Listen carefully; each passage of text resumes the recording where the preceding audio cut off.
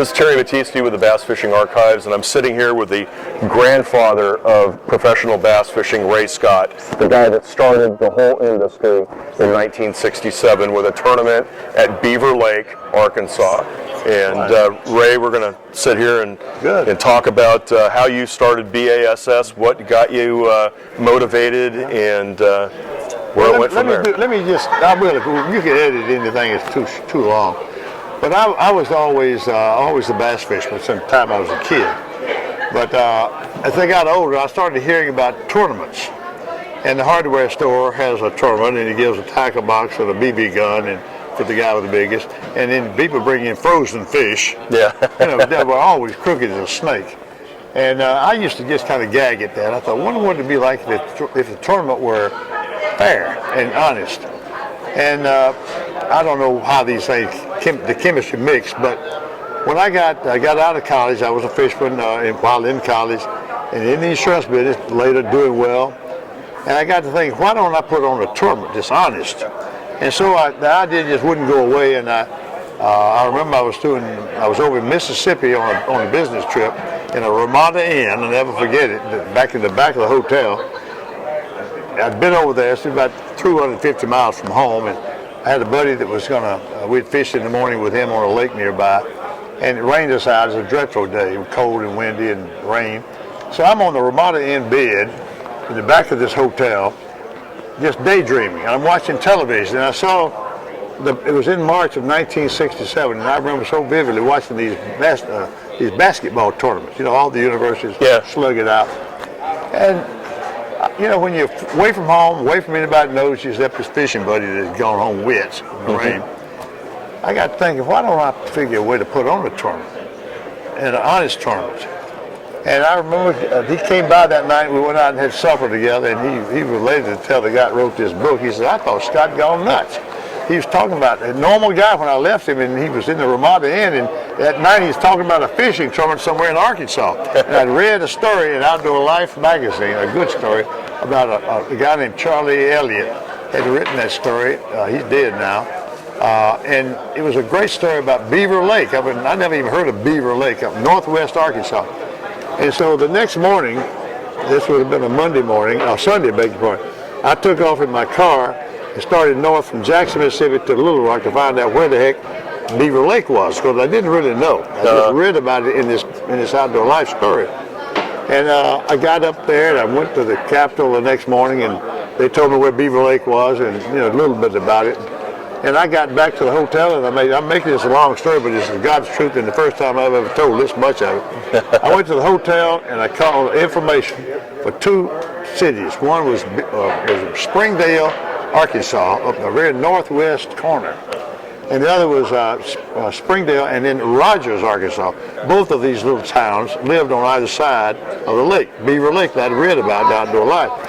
And I called the Rogers, Arkansas phone number, Chamber of Commerce, and the lady asked for Chamber of Commerce. I said, yes, ma'am. I said, I need to talk to the top man. So they put the guy on the phone. It was a manager, I presume, in Rogers, Arkansas. I said, my name is Ray Scott. I'm the president of the All-American Invitational Bass Tournament. And he laughed about it like you did. And I said, we're thinking about coming to Beaver Lake and putting on one of our big national tournaments there. He said, that sounds great. I said, you interested? He said, no, I'm quitting this job in about a month, going back to South Arkansas. So I hung the phone up, called Springdale. Lady asked, may I speak to the manager? The guy's name was Lee, he think of his name at the moment. But he's on the phone. I said, my name is Ray Scott. I'm the head man of the All-American Invitational Bass Tournament. And we're considering coming to Northwest Arkansas to put on a tournament. And would you be interested in being the host city? He said, Mr. Scott, I've heard of your organization. We would really love to have you up here to talk about it. So we made a date, and I drove up to the northwest corner of Arkansas and met him, and he had three guys with him, and one of them was a chamberman. Two of them were owners of marinas losing their rear end. It was a new lake.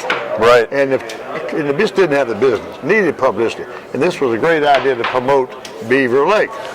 So anyway, I went on up, drove up there the next day and met he and these two marine owners who put the deal together, to make a long story short. And I had 100, and I bought me a Watts line, one of these wide area telephones that you can call anybody in America all day long, and I wore that sucker out. Called everybody I knew and got their friend's name and the friend's friend, and had me a little secretary that worked for $200 a month. And that was 1967. And we had 106 men from 13 states finally show up for this event, which was won by a guy named Stan Sloan, boy from Nashville, Tennessee. Zorro Spinnerbait. That's right, he did. He went on and did very well in the bait business. He passed away, by the way. Yeah, about 5 or 6 years ago. Right. Yeah. But it was a start, and God has blessed me beyond anybody's imagination and description. Because I'm not that smart. I got through Auburn University by cheating. I didn't do all that good in school. I got out of Auburn, and that's when I went in the insurance business, and the rest is history. Yeah. But I feel I'm the luckiest man in the world. I helped build this industry, a little bit of it anyway, and everything I've done has just been a blessing. I mean, really, I've got a fabulous lake, and of course, I started Bassmaster, sold it, and I just don't. I'm the luckiest man in the world. Yep. I really am, and I've been so blessed with people, and I don't know what that guy's name is holding that camera. He's a nice-looking fellow, though, isn't he? Anyway, but I got another company I've got, which is no fishing, but I got into deer hunting. And I started an organization. Of course, you couldn't buy stuff to plant for deer. I wanted something we could make deer come in and get big and horny. Yeah. And so I started something called the Whitetail Institute. You've ever heard of it? Yep. And we make and produce great seeds you plant for these animals. And the scientists have all said it does help the quality of the racks and so forth. But I got my 2 sons in it. As soon as I got their money, I went fishing. And the company has done very well with their leadership. But I'm the luckiest man in the world, and getting to meet you guys and the promotion you do. And I'm not saying this to sound like a flatterer, but you do a good job promoting fishing and the outdoors as well.